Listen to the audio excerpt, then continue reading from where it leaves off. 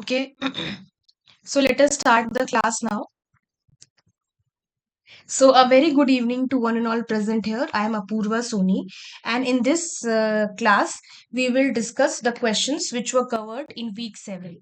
So, the week 7 was about Drosophila axis development. So, we will be dealing with the questions which are related to Drosophila development. And so, up till now, we have covered several important topics which are related to developmental biology, right? Starting from uh, the various generally the expression pattern that happens, what are the normal differential gene expression phenomena, how the gene is expressed, what is alternative splicing.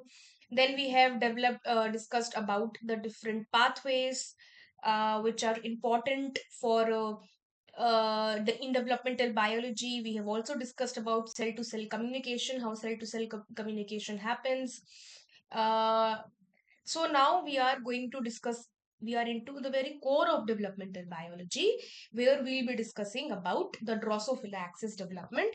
So in this class, I'll be discussing the questions which are related to Drosophila axis development. So I hope this much is clear to everybody. Okay. So the first, so as we do in our every class,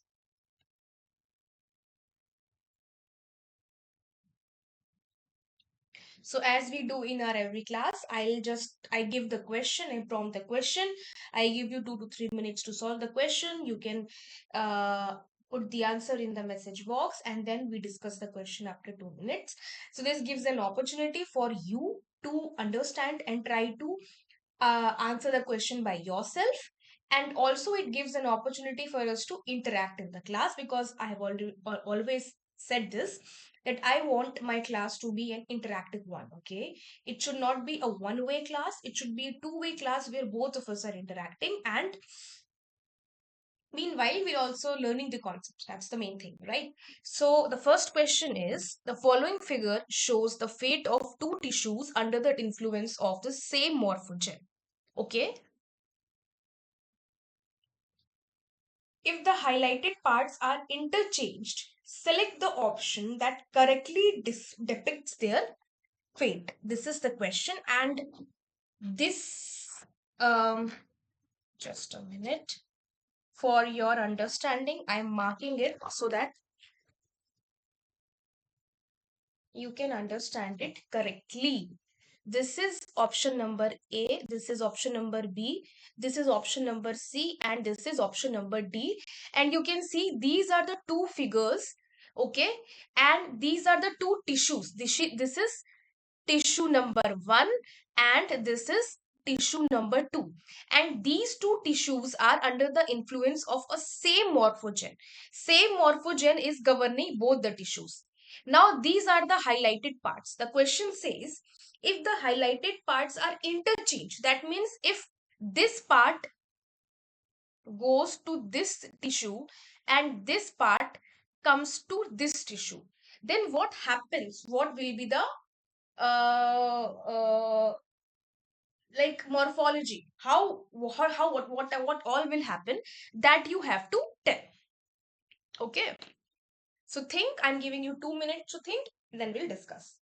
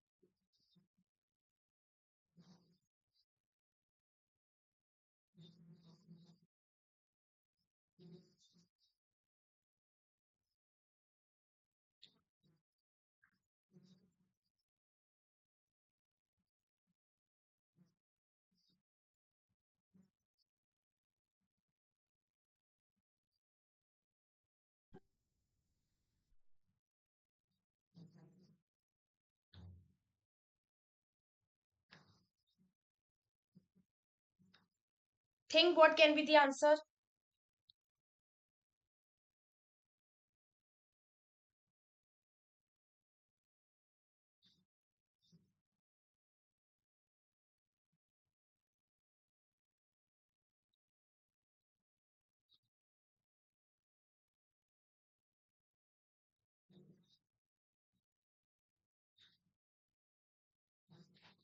Okay, so let us discuss the question.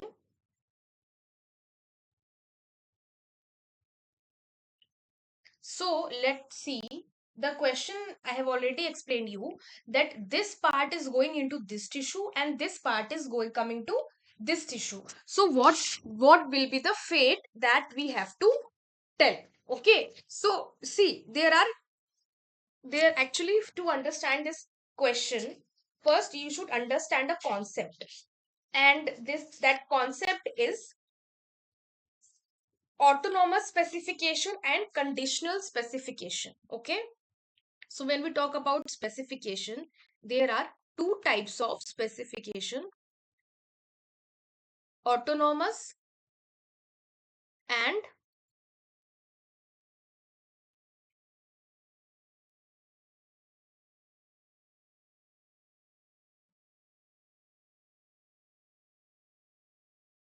conditional.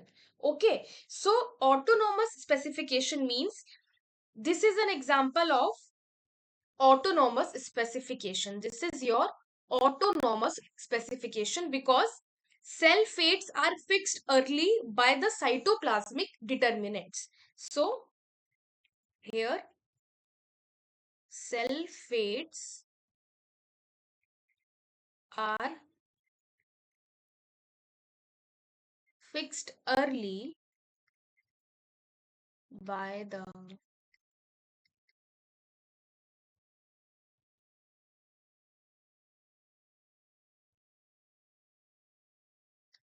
cytoplasmic determinants. And here in conditional, what happened, that cell fates,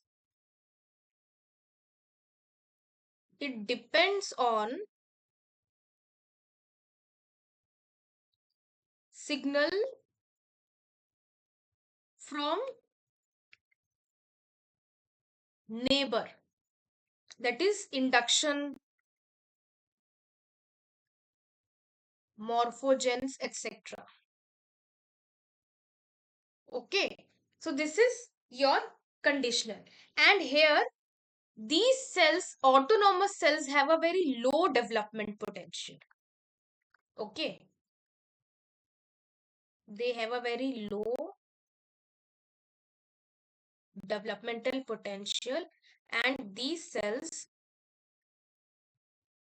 have a higher development potential because these cells are flexible, more flexible. So this is, this is the two, these are the two kinds of specification: autonomous and conditional specification. Now this checkered, which is the autonomous, is also called as mosaic or fixed, and this gradient one is also known as French flag. If you have studied in this week's course, so French flag depiction was there, so this is also French flag. Okay, so is this much clear to everybody?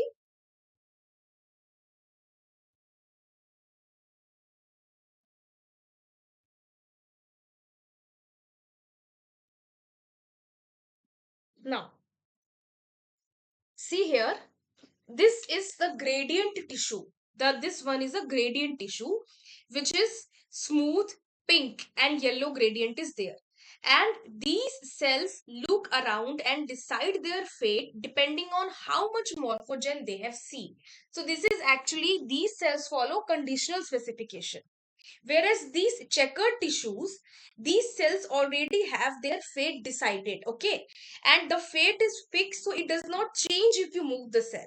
So they follow the autonomous specification. These are following conditional specification, and these are following the autonomous specification. Here, what is happening?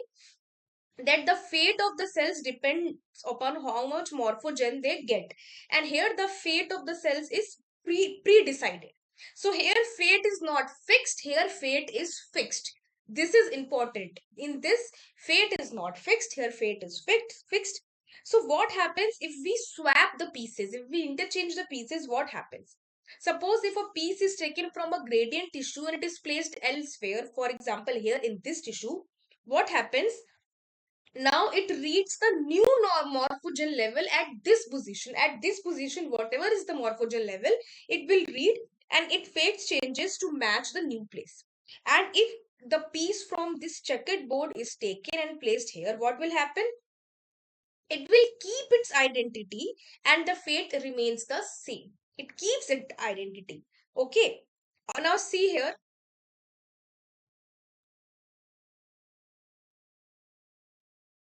So this means this has to retain its identity no matter where it goes, and this will change itself according to the place where it has been kept. So according to this, A option seems to be correct. Although I personally feel that D should also be correct. D should be the correct one, because you see, this has remained its identity, and this has not changed its identity. So this cannot be the correct one. Amongst all the options, first only looks the correct. So first is the correct option. So I hope this is clear to everybody. Main thing to remember is that this is a more, this gradient one, their cells are more flexible. This shows the regulative specification where the fate of the cells is not fixed. It depends upon the morphogen condition, morphogen level. Whereas this checkered tissue, the fate is fixed. It's more rigid, and it is autonomous or mosaic specification example. Fine. Now, so the accepted answer is the first one. Second question is, select the correct statements regarding the embryonic development. Autonomous specification does not depend on the interaction with the surrounding environment. Okay, let me just label it as A, B, C, D, and E. Okay. So, autonomous specification does not depend on the interaction with the surrounding environment. B, removal of cells from an autonomously specified embryo will result in embryonic lethality or an embryo missing certain parts. C, conditionally specified embryos contain localized morphogenetic gradients. D, developmental potential of individual cells in a conditionally specified embryo is higher than that of cells in an autonomously specified embryo. And E, cells of an embryo that follow regulative development can reach their fate regardless of the environment. So these are the questions. So just now we have already discussed about the autonomous specification and conditional specification, and this question is again the same. So I think there should not be any problem. I hope there won't be any problem, because we have already discussed the key concept which is to be applied in this question, which is autonomous and conditional specification. So I'm giving you 2 minutes, and then I'll switch the screen, and then we'll discuss. So think what can be the answer, okay?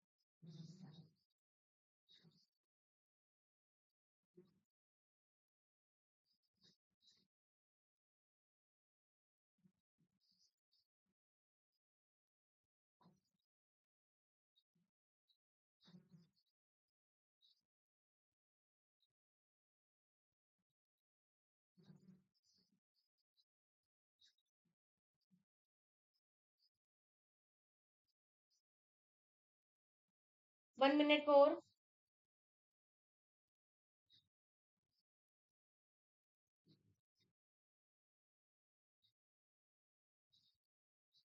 Think what can be the answer.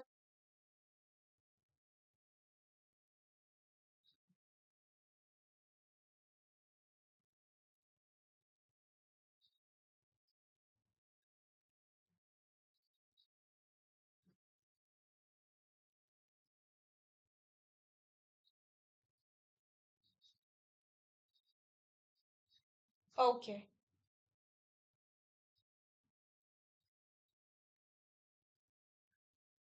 So let us discuss this question.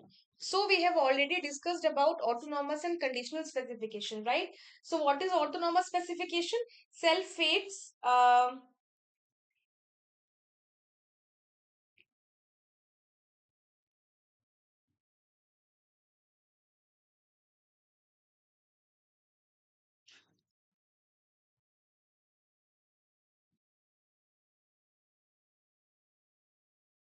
Sorry. Yeah. So autonomous specification means it is more rigid because the cell phase is cell fate is already fixed by the cytoplasmic determinants, and the autonomous specification may cells have low developmental potential. So whenever we are talking about autonomous specification, hmm, so in autonomous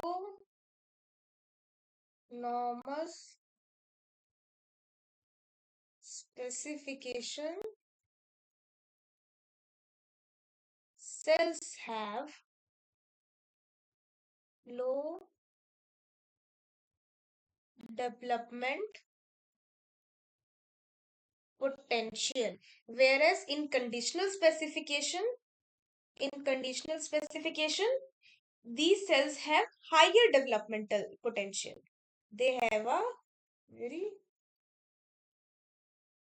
high development potential. Why is that so? Because these cells, whenever these cells are transferred and placed at any other place, they can adjust their phase according to their environment. Based on the environment and based on the amount of morphogens they are receiving, the conditional cells, the cells which shows conditional specification, they can adjust themselves. So the first option is autonomous specification does not depend on interaction with the surrounding environment. Is it true or not? Yes, it is true, because the cell fates are determined by the cytoplasmic determinants and not by the external signals. So it doesn't depend on the interaction with surrounding environment.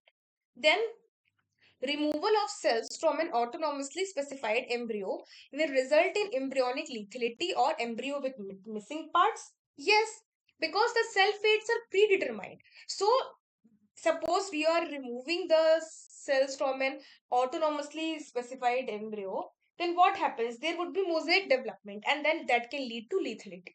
So, this is also correct. Conditionally specified embryos contain localized morphogenetic gradients. Is it true or false? No, it is false. Why? These embryos do not contain localized morphogenetic gradients, but they can use the morphogen gradient for positional information. So they use the morphogen gradients from the environment, from the surrounding environment. They themselves do not have it. Okay. So this is wrong. Developmental potential of individual cells in a conditionally specified embryo is higher than that of an autonomously specified embryo. Yes, it is true. Why? Because these are flexible cells. No. See, these cells, suppose if you're removing some cells from an autonomously specified embryo, can they grow it any other place? No, because their cell phase have already been decided. These are rigid cells. So they cannot grow anywhere else. Whereas only if they can grow only if the same conditions are provided to them. But these autonomous cells, they can grow somewhere else because they are flexible cells. They can change themselves according to the environment in which they have been put to. So that is why the developmental potential of autonomous cells become lesser than that of conditional. Then last is cells of an embryo that follow regulative development can reach their fate regardless of their environment. No, regulative development is autonomous development. This is the just opposite.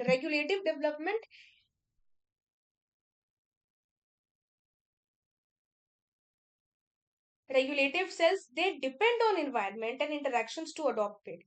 They do not reach the fate regardless of the environment. Okay, regulative means conditional specification. So these cells, conditional specification, specification is also known as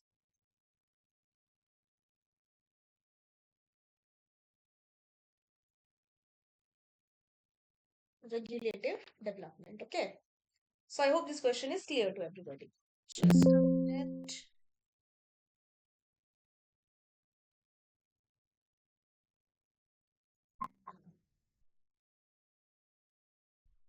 Okay. So next question is question number 3.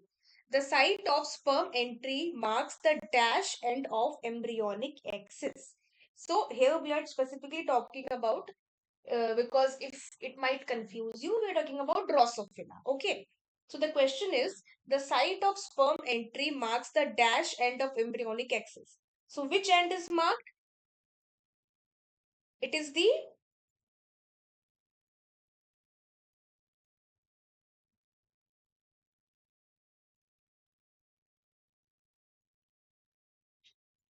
posterior end.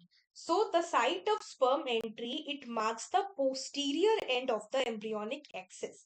So basically, the sperm, it enters through a specialized structure at the posterior pole of the egg, and this defines the posterior end. Okay. The anterior is pre-localized by maternal determinants like bicoid mRNA at the anterior, and at the posterior, what is present? It is nanos. So, and the anterior, it is the,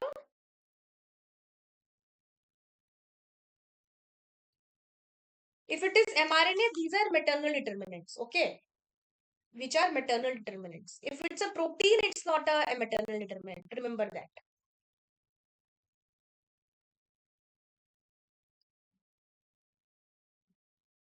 And posterior,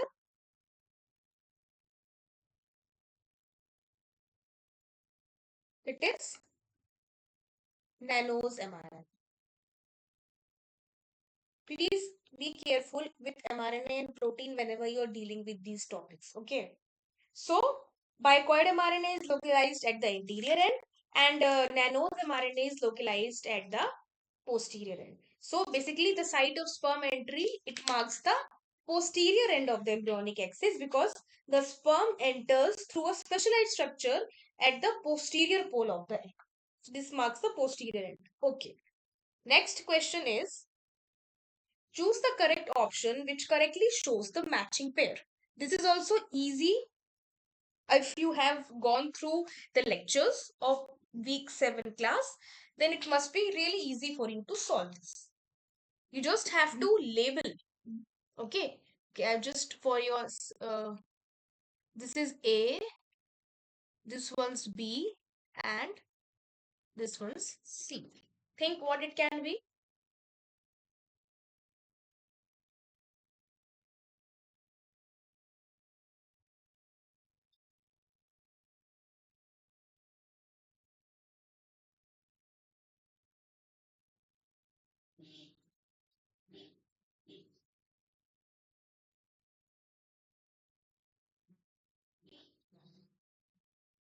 Think.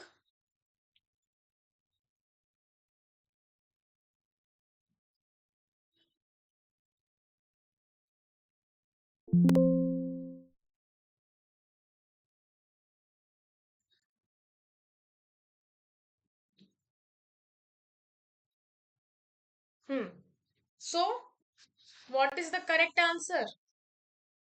The correct answer is A1, B2, C3. First one is the correct answer. So these are the nurse cell. This is your oocyte and these are your follicle cells. So these are your nurse cell. This is oocyte and these are your follicle cell. Okay. Nothing much to explain in this. It's very much clear. Okay.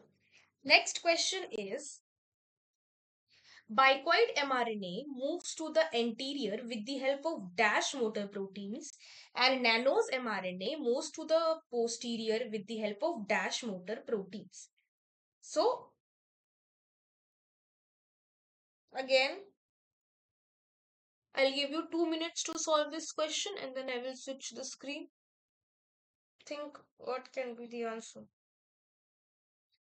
Easy only, it's an easy question.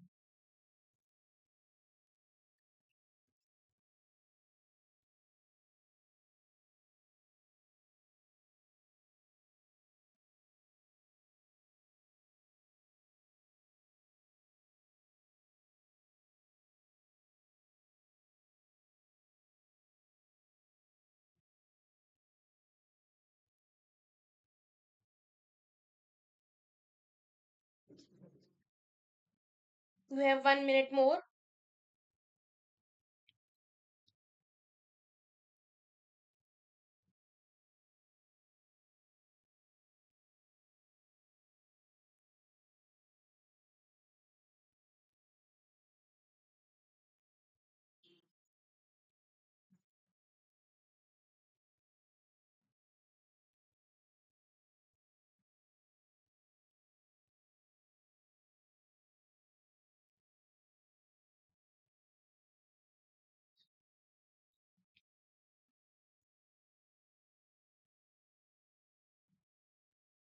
Okay. So let us discuss this question. So the correct answer is dynein and kinesin. Okay. So the blank one it is.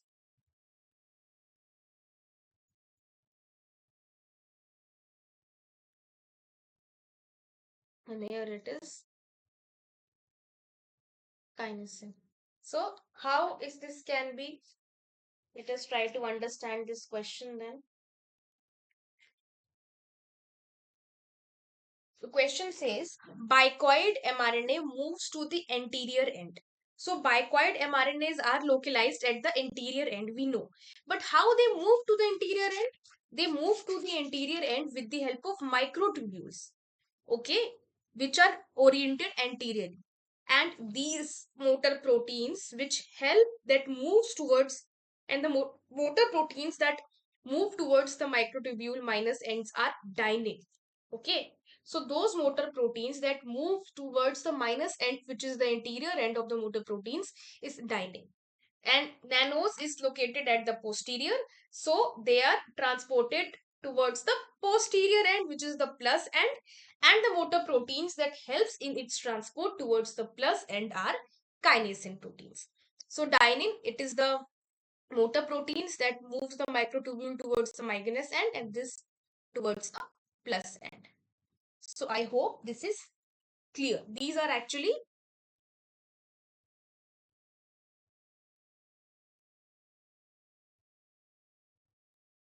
motor proteins that moves the microtubule towards the anterior end or towards the posterior end. Okay, these were easy questions. Now comes a important question which I really want to give much time on, because this is a very important conceptual question. It will see these kinds of questions are important. Why? Because okay, just a minute. Let me see if somebody wanted to join.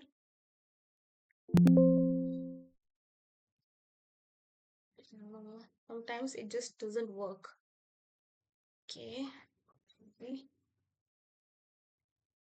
See, the cursor is only not working. There is no cursor at all. Okay, fine.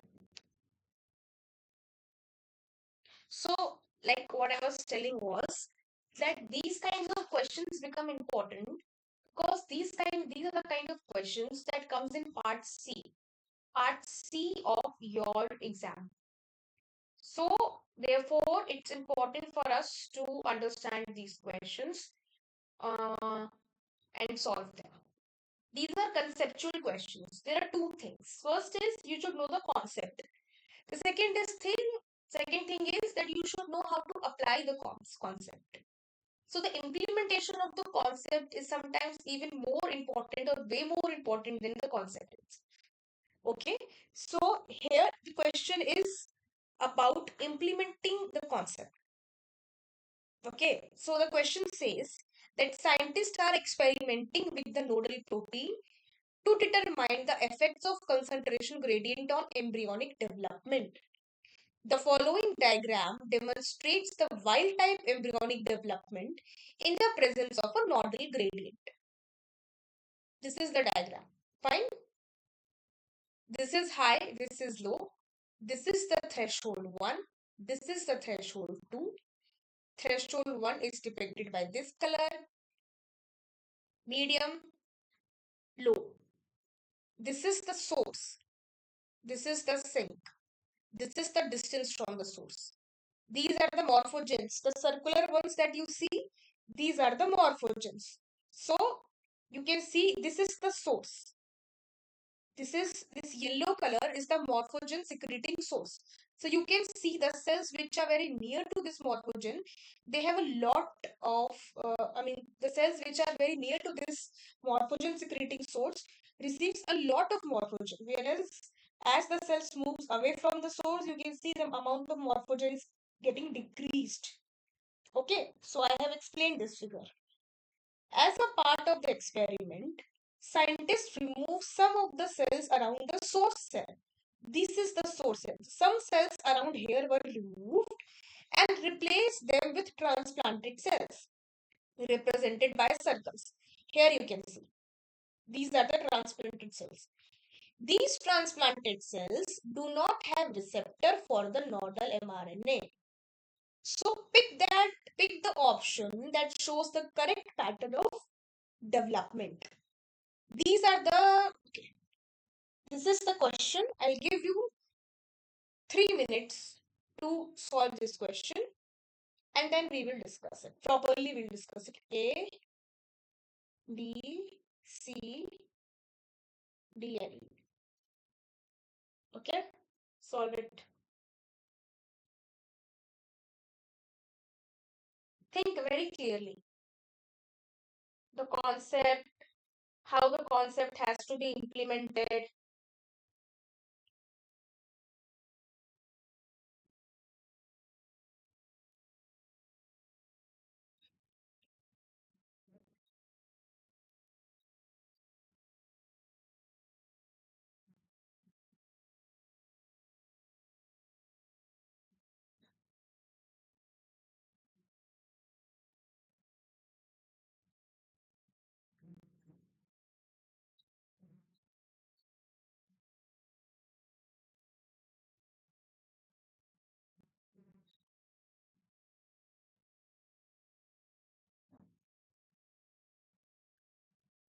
Two more minutes.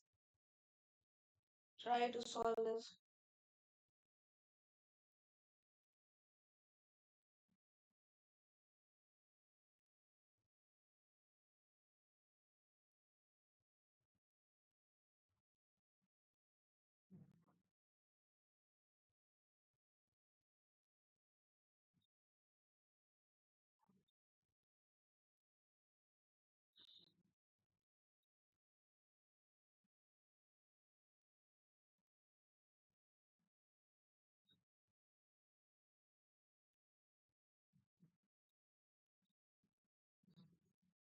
One minute more.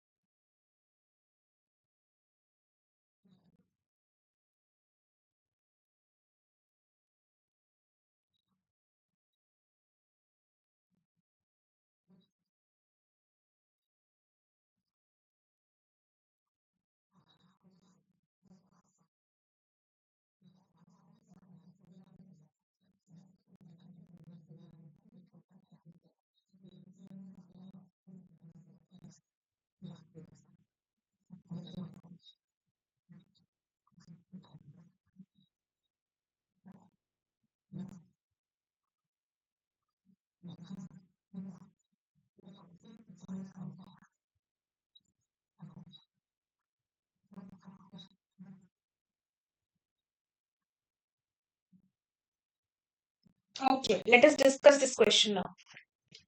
Okay, so first of all,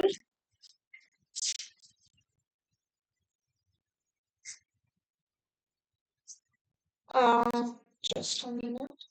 Okay, we have to understand what this depicts. Okay, so first of all, you see the yellow one is the source. Okay, this is the source. These are the cells which are very near to the source, and these color depicts the cells which are farther away from the source, and these color depicts the cells which are even more farther away from the source. You can see here, this is the amount of morphogen. This is the morphogen gradient. Here this is high, here this is very low. Here this is high because these are the cells which secretes morphogen. So these are morphogen secreting cells. So these are source. And as the cells moves away from the source, these are the source cells which are yellow in color. And as the cells moves very away from the source, you can see the amount of morphogen is decreasing. And hence the color also depicts that change or decrease in the morphogen. Okay. You can see here that these are the cells, the brown color cells. This is the source cells. These are the cells which are the nearest to the source. These are cells which are little more farther away, and these are the farthest away. Now, so the morphogen source yellow, it secretes nodal. Now this nodal forms a concentration gradient which is high near the source and low further away. Okay. Cells adopt fate depending on the threshold levels. High threshold are the cells of this color. Threshold 1 region. This is the threshold 1 region which is high, which is depicted by this. These are the cells which receives medium threshold. This is the medium threshold. And the blue color cells are the cells which receive very low nodal morphogen. And these are the yellow cells which are source cells. Now, wild type embryo should be what? Wild type embryo should be in this way. Yellow, which are the source cells. The one which is written over here, this shows the wild type. In wild type, there should be yellow. Then there should be this orange, you can say orangish brown. Let us stick to orange. And then there should be the pink color. And then there should be blue color as the distance increases. This is for the normal cells. Now, experimentally, what they have done is that they have removed some cells near the source. This is the source, and they have removed some cells. And these cells are depicted by circles. Okay. So these are the transplanted cells. These ones are the transplanted cells. And the speciality of these cells is that these cells lack the receptors for nodal. And since they lack receptor for nodal, it doesn't really matter whether these cells are near to the source or far to the source, because these cells do not have receptors for nodal, so they cannot take the nodal morphogen. Because for the morphogen to be identified and taken up by the cells, there should be specific receptor to that morphogen. So, because these cells do not have a specific receptor for morphogen, therefore, it really doesn't matter whether these cells are near to the source or far away from the source, they will still be unaffected from the source. Okay. This means these transplanted cells will be transparent for here because they cannot sense the gradient. So here option A, if you see, can this be correct? No, this cannot be correct because they cannot receive any amount of this thing, uh, morphogen. Not even least amount. They cannot receive any amount of morphogen. So this is wrong. Now come here. See, these cells, these transplanted cell will not have any fade. They will remain white. And also important point is that suppose if these cells were not here, then what will happen? It is receiving, but because these cells are coming in between the two normal cells, so these transplanted cells are also acting as a barrier. Okay, you can see that they are blocking the normal flow of morphogens and they are acting as a barrier. So These transplanted cells first thing is that they will not adopt the proper fate. They will stay white. Second head, they will also block the neighboring cells from receiving the nodal protein, and therefore they are creating problem in there also. So first is that they will not adopt the proper fate, and second is that they also block the neighboring cells from receiving the nodal because they interrupt the diffusion locally. Now you see here, can this be a correct option? This can be, because first there is yellow, then there is orange, then there is pink, then there is black, and in between these transplanted cells are there. And because these transplanted cells do not have no nodal protein, so they are colorless. So this seems like an option. Let us see. Let us try to understand more. Can this be correct? No, because there is no blue color. So this cannot be correct. Can this be correct? No, because these do not have any receptors for nodal protein, so they cannot show any this thing, morphogen. Can this be correct? No, because these cells are colorless. They have receptors, they should be blue. So this means this one is the correct option. Let us see. Yes, this is the correct option. It was a very interesting question, isn't it?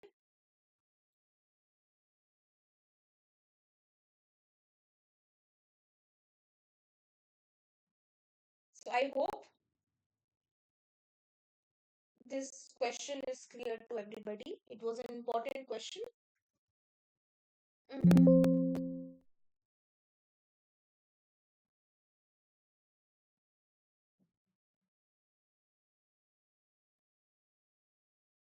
Okay, let us come to the next question. Again, a very important conceptual question. Which of the following statements are true regarding the experiment shown in the given figure? Okay, let me just mark it as.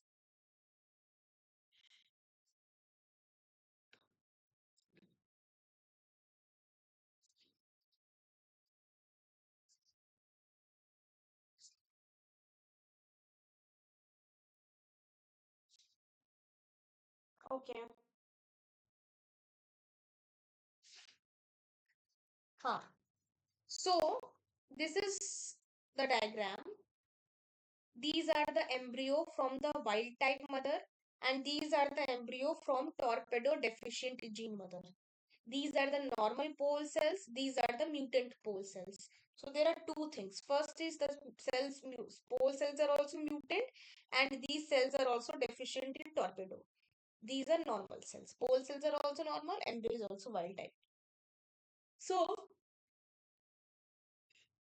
if you can see this figure, what it says is that the pole cells from the wild type mother have been, these are the normal pole cells from the wild type mother, have been transferred to the torpedo deficient embryo. And these mutant pole cells from the torpedo deficient embryo have been transferred to the normal wild type embryo. So there is switching of the pole cells. These are the normal pole cells for the wild type. Okay. These are the wild type, and these are the mutant. Now, according to this, you have to select which of the following statements are true regarding this.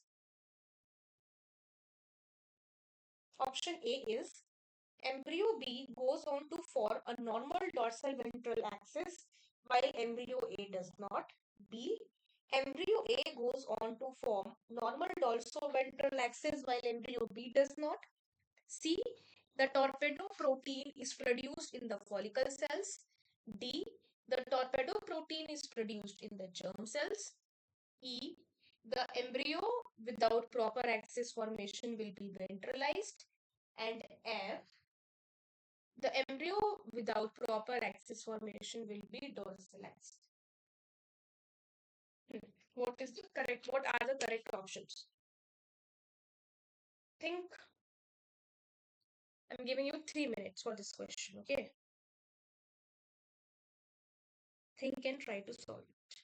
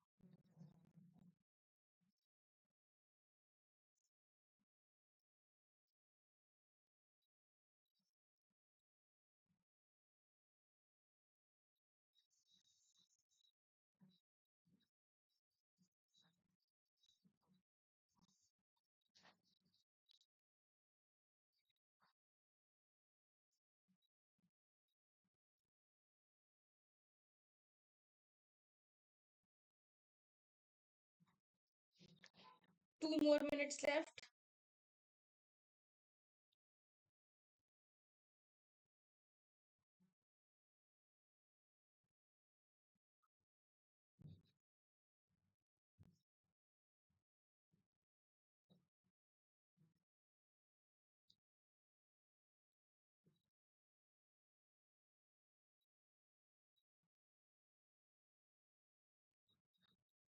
Think what can be the answer.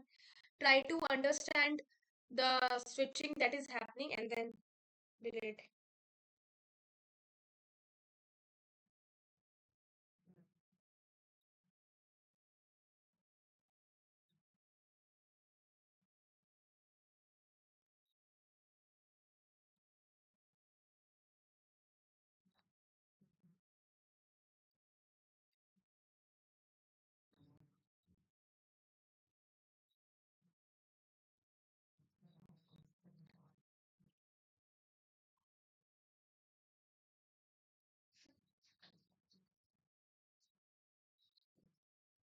One more minute.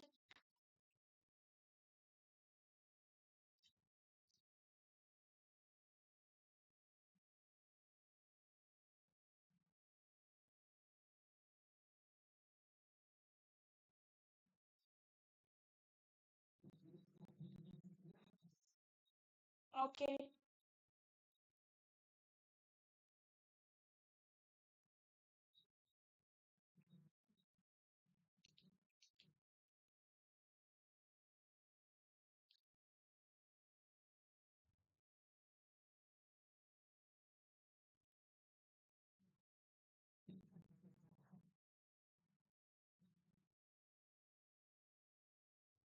Okay. Now let us try to understand this question. First of all, to solve this question, you need to understand a few concepts. So, what are pole cells? What is torpedo gene? So, pole cells are the germ precursor cells which have become future sperm or eggs. Torpedo gene, they encodes the EGF receptor, which is essential for dorsal ventral axis formation. Okay, now two important points are that if the mother is mutant for torpedo, like here the torpedo gene is mutant, her eggs lack dorsal structures. That means dorsal structures would lag, so the embryo would be ventralized. And this torpedo, it acts in maternal follicle cells, and this torpedo do not act in the pole cells. So the effect of torpedo is not on the pole cells, but the effect of torpedo is only on the maternal follicle cells. This is an important point. I hope this is clear. Now let us come with the experiment. Pole cells are transplanted between the embryos. From the wild type, they are shifting to torpedo mutant embryos, and from the torpedo mutant embryo, they come to the wild type embryo. So, what are the outcomes? Wild type wild type pole cells in torpedo mutant embryo. What will happen? The embryo will be ventralized because the effect of torpedo gene is not on the pole cells. So, this um, defect is in the mother follicle cell and not the pole cells, and only the pole cells have been changed. The mother follicle cell remains the same. So this embryo will be ventralized because when torpedo is mutant, then there are no dorsal axis formation, dorsal structure formation, because torpedo gene is essential for the dorsal ventral axis formation. So if because the effect of torpedo gene is only in the mother follicle cells, and since only the pole cells from the wild type have been shifted, this embryo still will be ventralized. But since the pole cells have been shifted to normal, this means germline can make normal gametes because pole cells are responsible for uh, gamete formation, and because pole cells have been uh, changed, so it will form normal gametes. Okay, now here comes next, the mutant pole cells have been transferred to the wild type embryo, this will be a normal embryo, will develop normally. It will have proper dorsal ventral patterning because again the torpedo gene is present in the mother follicle cells and the mother follicle cells is normal. But because the pole cells have been changed from normal to the mutant one, so now here the problem comes that it will produce defective germ cells. So remember, all cells are responsible for producing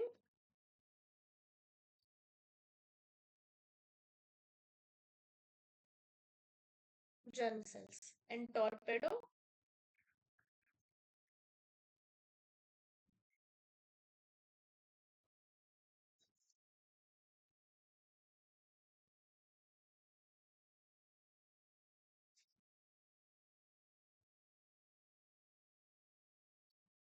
dorsal ventral, but torpedo, it acts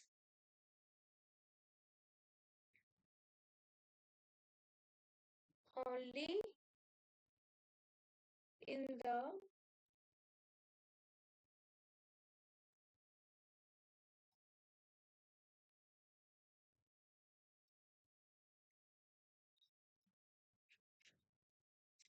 maternal follicle cells. Okay, so now uh, with all these things, what comes in the key conclusion is that torpedo function is required in maternal follicle cells and pole cells are not affected by the deficiency of torpedo gene. So according to this, what will be the correct answers? Embryo A goes on to form a normal dorsal ventral axis while embryo B does not. See, embryo B, this is the embryo B. Embryo B goes on to form a normal dorsal ventral axis? No, because it has a deficient torpedo gene, so it cannot form. Embryo A, embryo A goes on to form a normal dorsal ventral axis, this one, while embryo B does, yes, because it has a functioning, fully functioning torpedo gene. The torpedo protein is produced in the follicle cells.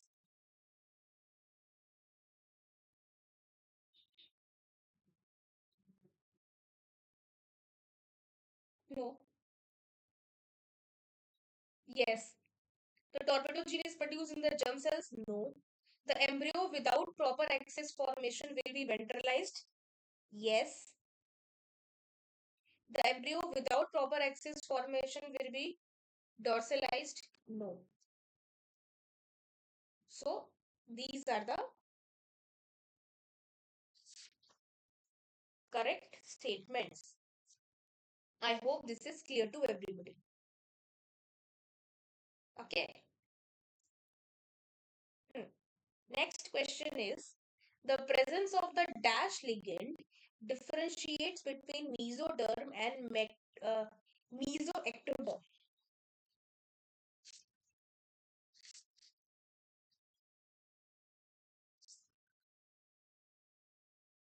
Think what can be the answer of this question?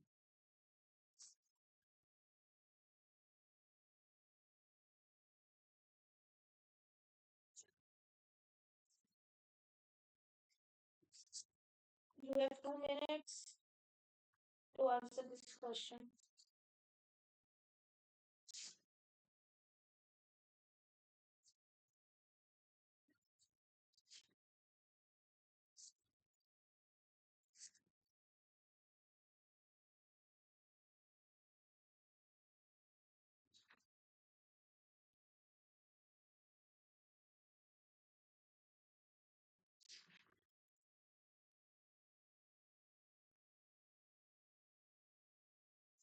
Hmm.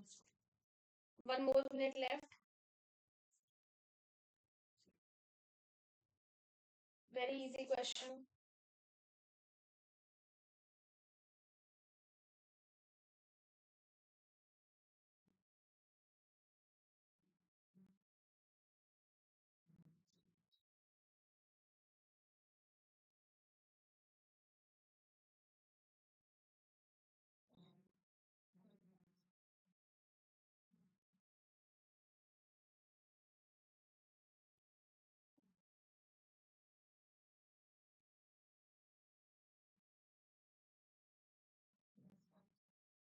Think what can be the answer. 30 seconds more.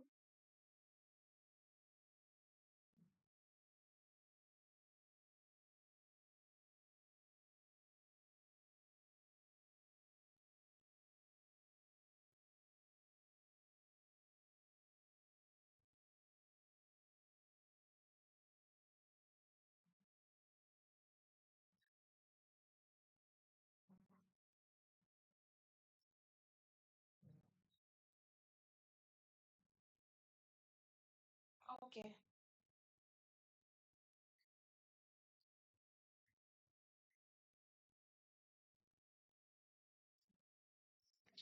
So the correct answer is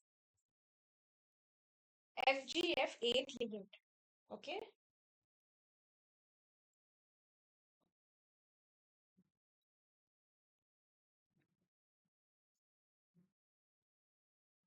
So in vertebrate systems, for example, zebrafish, chick, and mouse, the distinction between mesoderm and mesoectoderm.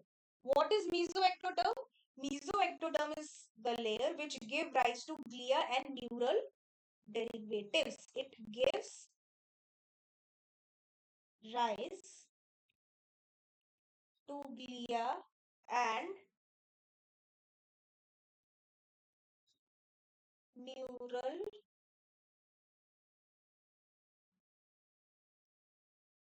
derivatives. So the difference between mesoderm and mesoectoderm, it involves FGF8 signaling. How? FGF8 ligand is secreted at the organizer region. It acts through the RKT signaling to promote the mesoderm identity. In the absence, the cells at the border region adopt more neuroectoderm or mesoectoderm like fate. And TOL is a receptor which is present on the embryonic plasma membrane.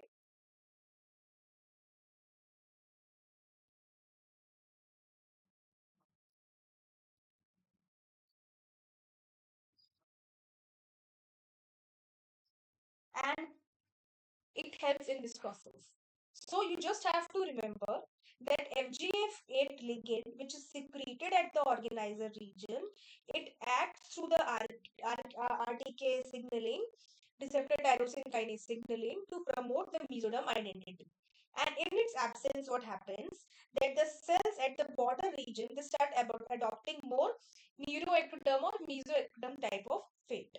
So this is the correct answer. Okay.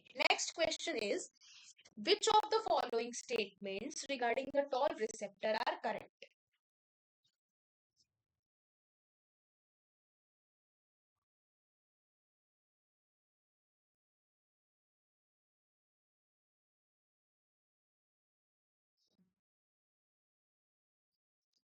Toll is present on the follicle cells and receives signals from the oocyte in the form of needle protein. B. Toll binds to SPED cell, triggering the release of dorsal previously bound to cactus. C. A truncated version of the toll receptor would result in constitutive degradation of the dorsal cactus complex, causing ventralization of the embryo. E. A truncated version of the toll receptor would not be able to activate tube and pill, resulting in the dorsalization of the cell. And last, I just label it first. It's A, B, C, D, and E. And E, which is the last statement, a loss of function mutation in the toll receptor can be rescued by blocking the release of pipe protein from follicle cells.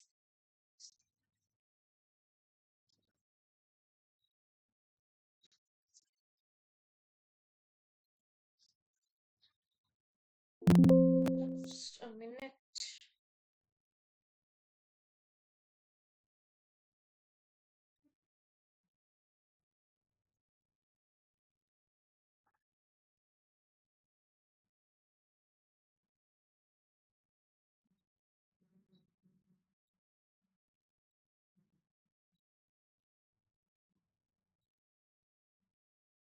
Think what can be the answer.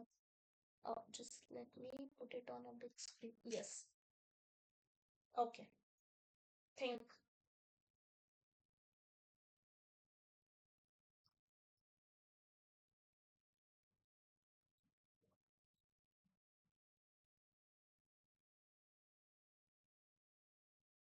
I'm giving you 3 minutes to solve this question, okay?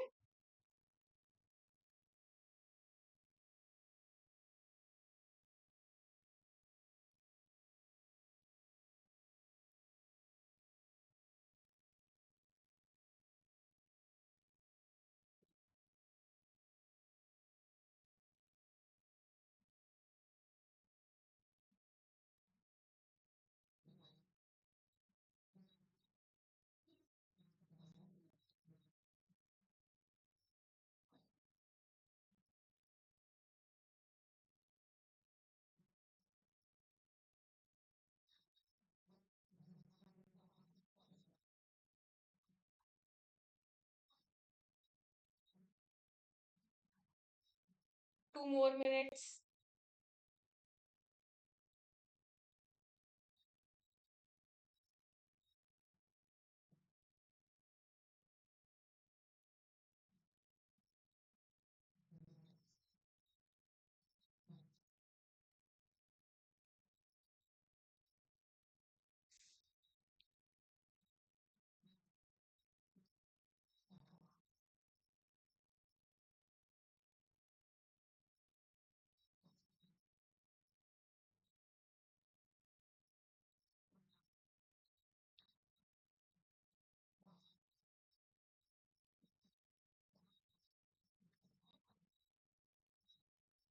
1 more minute left.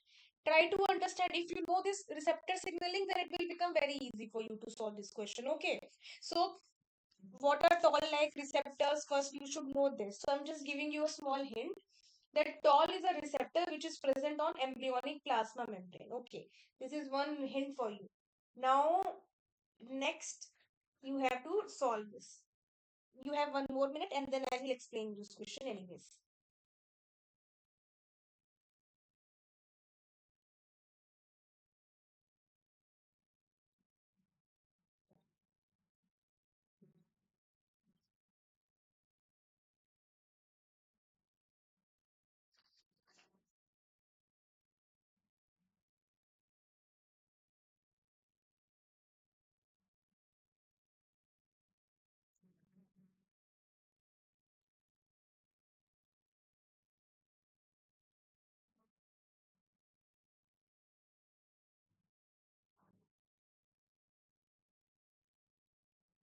Think what can be the answer. Okay. Let us solve this question now. Okay. So toll is a receptor which is present on the embryonic plasma membrane. It is not present on the follicle cell, it is present on embryonic plasma membrane. And the ligand of toll is spatzel. And this spatzel is cleaved and activated in the ventral region by a protein cascade triggered by follicle cell proteins like pipe, noodle, etc. When activated, toll recruits tube and pele, which leads to phosphorylation and degradation of cactus, which releases the dorsal to enter the nucleus. And then high nuclear dorsal means ventral fate. Absence of nuclear dorsal means dorsal fate. This is important. I'm just writing it over here. High nuclear dorsal. So it would be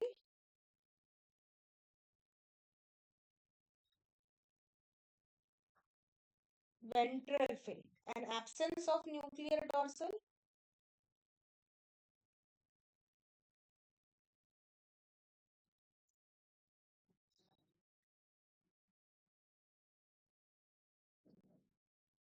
there would be dorsal fin.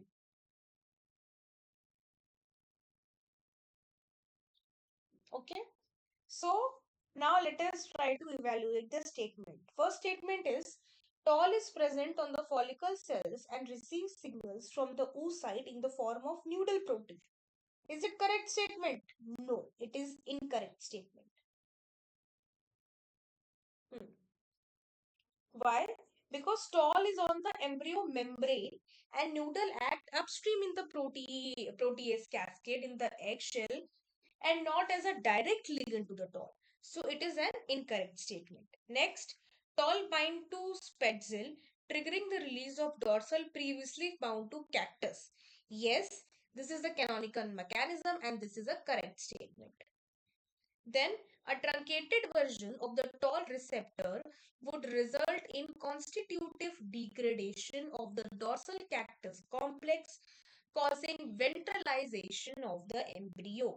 It is correct. Truncated toll receptor, like a gain of function of allele, is constitutively active and therefore dorsal always nuclear and ventralized embryo. So this is a correct statement. Then, a truncated version of the toll receptor would not be able to activate tube and pell, resulting in the dorsalization of the cell. This is incorrect.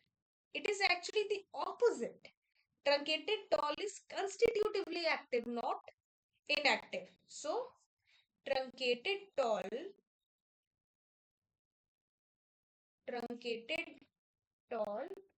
is constitutively active. Then, a loss of function mutation in the toll receptor can be rescued by blocking the release of pipe protein from the follicle cells. This is again an incorrect statement. Why? Because if toll itself is non-functional, no upstream manipulation of pipe or spetzel processing can rescue. So loss of function of toll itself just means dorsalized embryo. Okay, this is by hand rule that loss of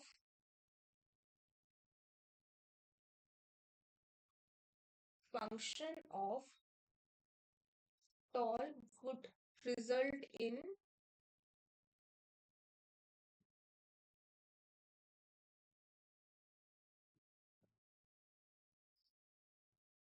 dorsalized embryo. Okay, so the correct answer would be only these two, B and C. That is, to bind toll bind to spetzel, triggering the release of dorsal previously bound cactus, and a truncated version of the toll receptor would not be able to activate tube and pelle, resulting in the dorsalization of the cell. So I hope this is clear. Next question is, match the following proteins involved in axis development with their functions. This is the last question, I guess, for the day. Yes, it is the last question.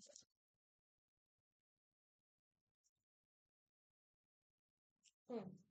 So the question is, match the following proteins involved in axis development with their function. So first is decapentaplegic, tinman, bagpipe, snail, FGF8. And the options are visceral muscle development, B. Promotes gastrulation of mesoderm, C. Blockage of neuroectoderm genes, D. Promotes dorsal structures, or E. Heart development. And these are your options. Let me just mark it as so yeah, here it is. Yeah, A, B, C, D, E, and F. Okay, I've marked them. So now you have to match and tell which of the following is the correct statement. Okay, I'll give you 3 minutes to solve this question and then I'll switch the screen.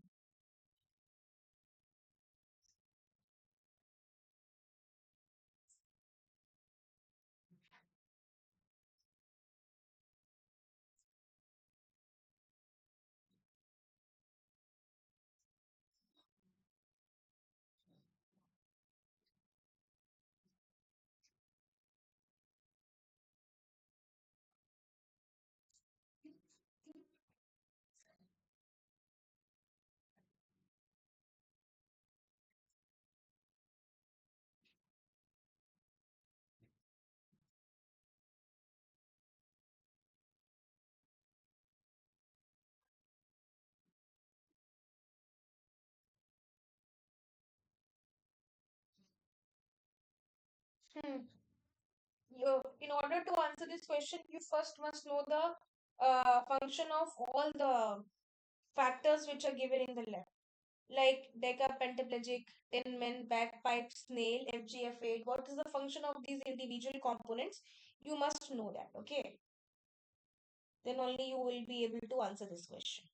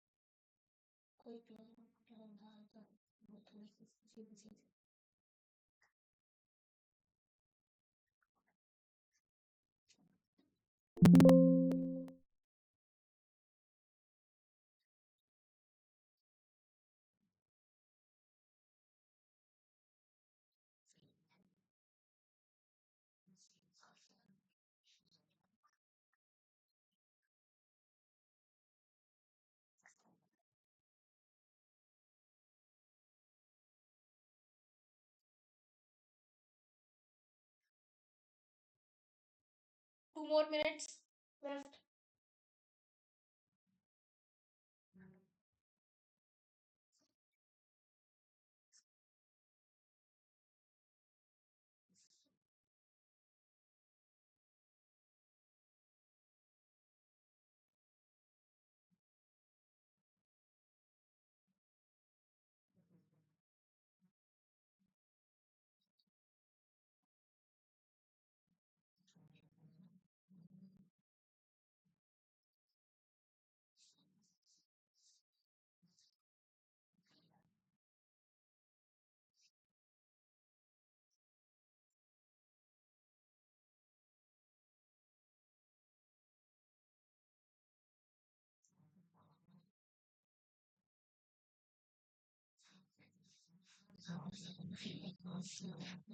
One more minute left.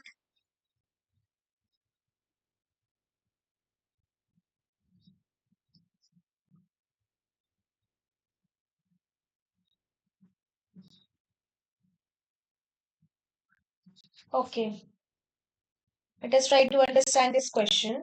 So, so first of all, we'll understand the meaning of all these terms. So first is DPP, which is decapentalegic. What is this DPP? So this DPP is actually a BMP family morphogen which is present in Drosophila, and it functions to specify the dorsal cell phase. So basically this DPP, it promotes dorsal structures. Okay. Then second one is Tinman. What is this Tinman? It is a transcription factor which is present in Drosophila, which is required for heart development. So this Tinman is required for heart development. Then bagpipe.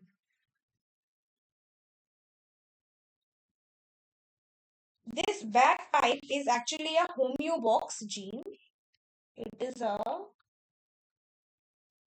homeobox gene, and it works downstream of 10, and it is important for visceral muscle formation. This is required for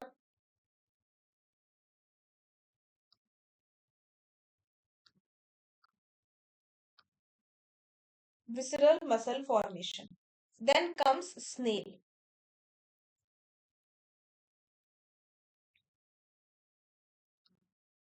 This snail is again a transcription factor which is present in the mesoderm, and basically it allows the mesoderm fade by blocking the neuroectoderm genes.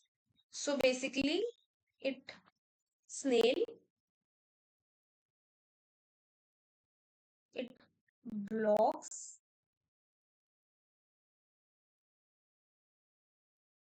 the neuroectoderm genes. Therefore, it allows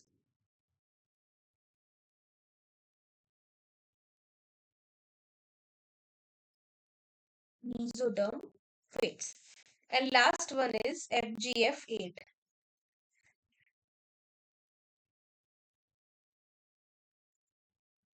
What is the function of FGF8? It is required for gastrulation movements and mesoderm inductions. So basically it promotes gastrulation of mesoderm.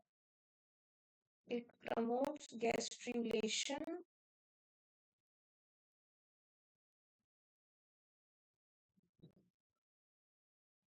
of mesoderm. So here we have discussed all the functions of all the genes. Okay. So now according to the functions that we have discussed, what do you think would be the answer? First is DPP. It promotes dorsal structure. So this is first.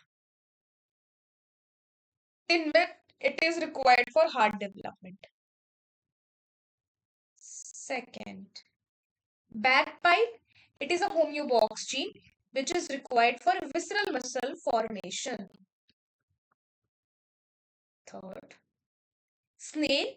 It blocks the neuroectoderm genes and hence it promotes the mesoderm fate. So, fourth, and FGF8, it promotes the gastrulation of mesoderm. Fifth.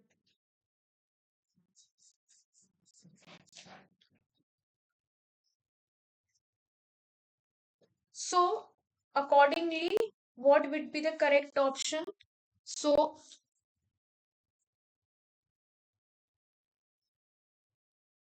D is 1, 1 is D, um, 1 comes as D, 2 comes as E, 2 comes as E, 3 comes A, fourth come as C, and fifth one is B. So 1D, 2E, 3A, 4C, 5th B. This is the correct answer. Yes, this is the correct answer. So is this clear to everybody? I hope this concept is clear to you.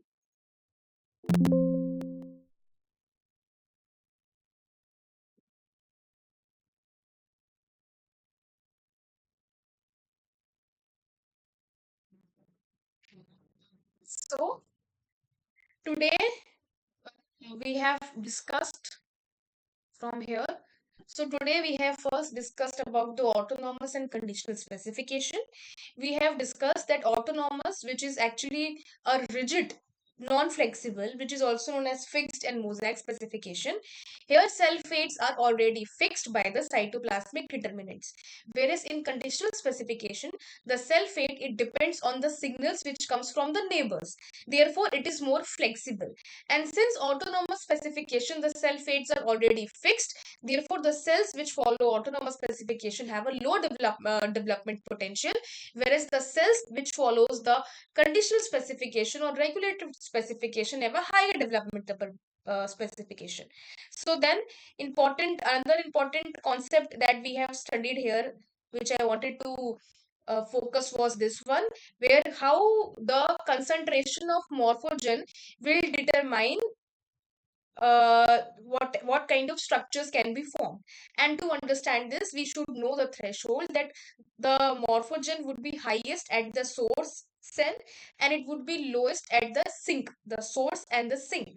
So you can see that there is a concentration gradient. Morphogens follow a concentration gradient where there are two threshold. Threshold 1, which has the maximum amount of morphogen, which has the medium amount of morphogen, is threshold 2, and this is which has very little amount of morphogen. Here these cells were white or transparent because they do not have the receptor for nodal gradient, for nodal genes. And because they do not have the receptor for the nodal mRNA, therefore they cannot sense nodal mRNA even if they are present very near to the source cells. So they cannot be of either color. They cannot be of yellow color. They cannot be of orange color or pink color or blue color also.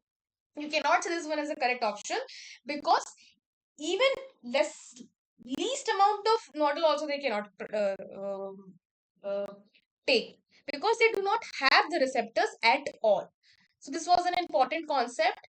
Then how this concept, this was also again an important concept, that torpedo gene is governed by maternal follicle and not by the pole cells.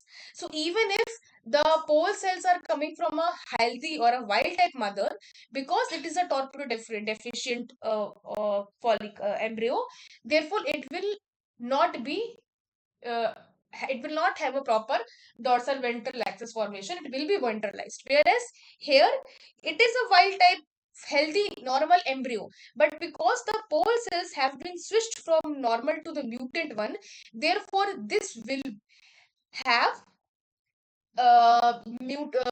problems in the gamete formation, because pole cells helps in producing germ cells, whereas torpedo gene is responsible for dorsal ventral axis formation. But torpedo acts only on the maternal follicle cells. It has no effect on the pole cells. This is important. Torpedo has no effect on the pole cells. Pole cells and torpedo are working individually, okay, exclusively. So these were some of the important concepts that we have discussed in today's class. I hope you were able to understand it. And if you have any problems or any doubt, you can always come to me and ask. You can always comment. And